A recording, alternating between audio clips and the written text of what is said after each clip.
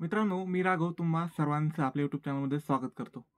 तर मागील काही दिवसापासून 3 IPO ओपन आहेत. यामध्ये तुम्ही पाहिलं असेल डॉम्स इंडस्ट्रीज लिमिटेड, त्यानंतर इंडिया शेल्टर फायनान्स व आयनॉक्स इंडिया लिमिटेड हे 3 IPO सध्या ओपन झाले होते. त्यातील 2 जे IPO आहेत, जे म्हणजे डॉम्स इंडस्ट्रीज आणि इंडिया शेल्टर हे IPO आता क्लोज झाले आहेत. आता तुम्ही याला अप्लाय करू शकत नाहीत. पण आता जो IPO ओपन आहे, तो आहे आयनॉक्स इंडिया लिमिटेड. तर ही कंपनी काय करते, कशाप्रकारे या कंपनीमध्ये तुम्हाला फायदा होऊ शकतो, मार्केटमध्ये त्याचा ग्रे मार्केट प्रीमियम काय आहे आणि तुम्ही कशाप्रकारे याला अप्लाय करू शकता, याबद्दल सर्व काही डिस्कशन आपण आजच्या व्हिडिओमध्ये करणार आहोत.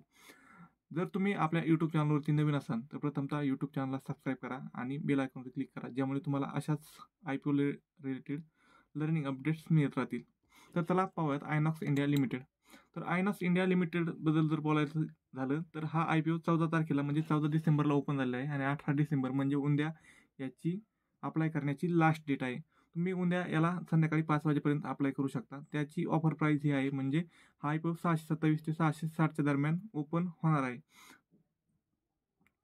627 ते 660च्या दरम्यान त्यांनी ऑफर केलेला आहे. तर तुम्ही शक्यतो ह्याला अप्लाय करताना कट ऑफ प्राईसला अप्लाय करा. त्यामुळे काय होतं की तुम्हाला हा IPO मिळण्याची प्रॉबिलिटी सर्वात जास्त असते. तर या IPOमध्ये तुम्हाला कमीत कमी 22 शेअर्स एका लॉटमध्ये घ्यावे लागणार आहेत, ज्याची व्हॅल्यू जवळपास 15,000च्या आसपास होत असते. तर याचं सबस्क्रिप्शन जर पाहायला गेलं तर तुम्हाला इथे दिसू शकतं की सध्या रिटेल कोट्यामध्ये 8.17x म्हणजे 8 लोकांपैकी फक्त एकाच माणसाला सध्या हा IPO मिळू शकतो.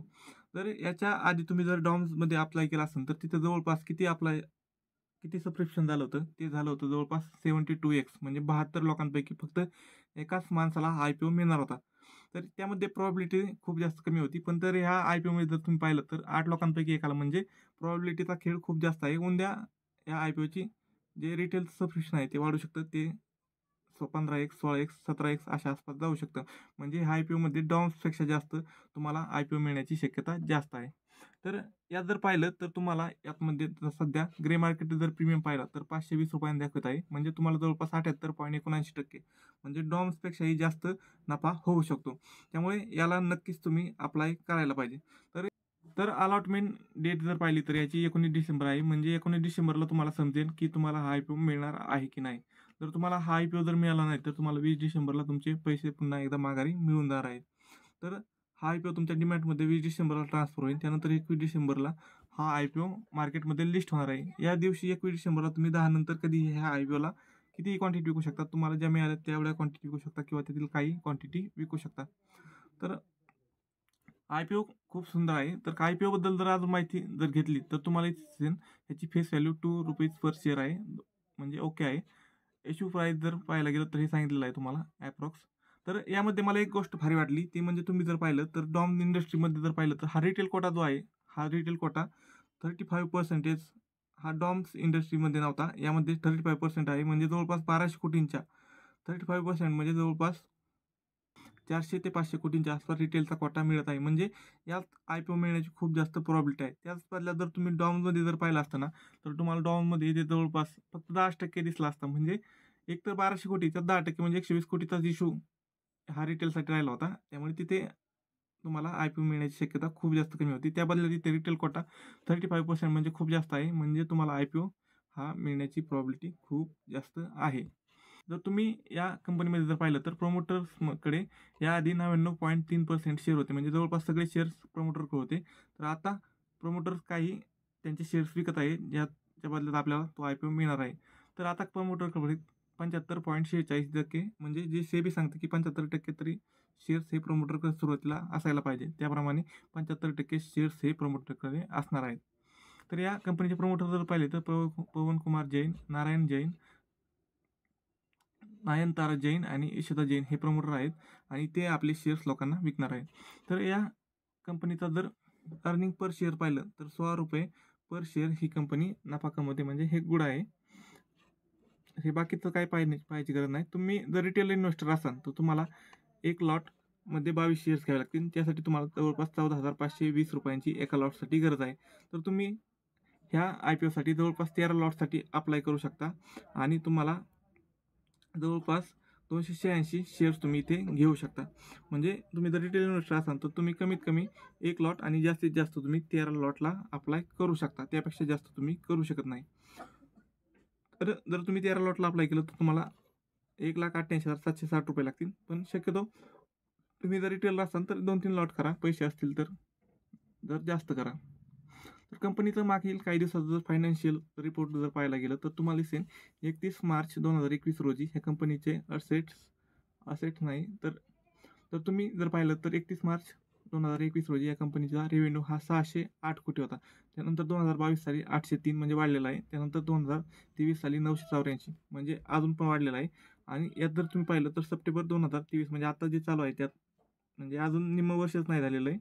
त्यामुळे यात 580 म्हणजे हा जवळपास दुप्पट जर केला तर 1000 कोटीच्या पण पुढं यांचा रेव्हेन्यू आहे. म्हणजे रेव्हेन्यू एक गुड आहे. तर त्याचबरोबर जर त्यांनी प्रॉफिट किती कमवलं आहे हे जर पाहायला गेलं तर 96 कोटी. त्याच्या पुढच्या वर्षी 2022 साली 130 कोटी, 2023 साली 152 कोटी आणि 2023च्या सप्टेंबर महिन्यापर्यंत म्हणजे आता अजून 1 वर्ष कंप्लीट व्हायला टाईम आहे. तोपर्यंतच त्यांनी 103 कोटी म्हणजे 150 कोटीच्या पुढे कंटिन्युअसली प्रॉफिटमध्ये ग्रोथ होत आहे. त्यामुळे हा IPO मला तर वाटतं की अप्लाय करण्यासाठी खूप जास्त आहे. याला तुम्ही जर पाहिलं तर तुम्ही याला लाँग टर्मसाठी होल्ड करू शकता. कारण ह्याचं फायनान्शियल रिपोर्ट जर पाहिले तर खूप मस्त आहेत. कंटिन्युअसली प्रॉफिटमध्ये ग्रोथ आहे, रेव्हेन्यूमध्ये ग्रोथ होत आहे आणि ॲसेट्समध्ये पण कंटिन्युअसली ग्रोथ होत आहे. तर यांच्याकडे सध्या तरी पाहायला जर गेलं तर कोणीही कंपनी त्यांच्याकडे अशी विरुद्ध म्हणजे पियर्स कंपनी नाही जी की त्यांना एक टक्कर देऊ शकते. त्यामुळे ही युनिक कंपनी आहे. त्यामुळे तुम्ही अप्लाय नक्कीच करायला पाहिजे असं मला वाटतं.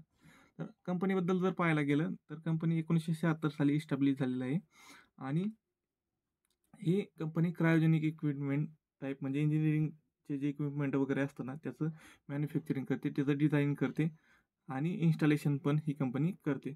तर ही जवळपास मोनोपोली कंपनीसारखं आहे. म्हणजे हीच कंपनी आहे ज्या सेक्टरमध्ये ती स्वतः सर्व काही प्रॉडक्ट बनवते आणि त्याचं इन्स्टॉलेशन पण स्वतः करते. तर company estimated customer base include not तर एवढा आहे आणि हिचा जो बिझनेस आहे तो जवळपास 66 म्हणजे 66 विविध प्रकारच्या देशात आहे. म्हणजे खूप मोठा बिझनेस आहे आणि याचा ॲडव्हान्टेज पण ह्या कंपनीला पुढील जाऊन मिळणार आहे. तर United States, Saudi Arabia, Netherlands, Brazil, Korea, अरब अमिरात, आशिया आणि बांगलादेश या सर्व देशांमध्ये हिचं चांगल्या प्रकारे नेटवर्क आहे. तर शेवट मी हे सांगेन की जर तुम्ही जर डॉम्स इंडस्ट्री मिस केलेला असेल, त्यानंतर इंडिया शेल्टर मिस केलेला असेल, तर ह्या IPOला नक्कीच अप्लाय करा. कारण ह्या IPOमध्ये मिळण्याची प्रॉपर्टी खूप जास्त आहे. आणि जर मला विचाराल की हा IPO आम्ही होल्ड केला पाहिजे का लगेच विकला पाहिजे, तर मी सांगतो की हा IPO जर तुम्हाला मिळाला तर थोड्या जास्त कालावधीसाठी तुम्ही नक्कीच होल्ड करू शकता. कारण कंपनीचे फंडामेंटल्स खूप चांगले आहेत आणि कंपनी पुढे जाऊन खूप चांगल्या प्रकारे वर्क करणार आहे असं मला वाटतं. त्यामुळे जर इच्छुक असाल ना तर आणि जर IPO जर मिळाला तर नक्कीच लाँग टर्मसाठी होल्ड करा. तर बाकी तुम्हाला नक्कीच ह्या कंपनीमध्ये 70 ते 80% लिस्टिंग गेन हा मिळणारच आहे.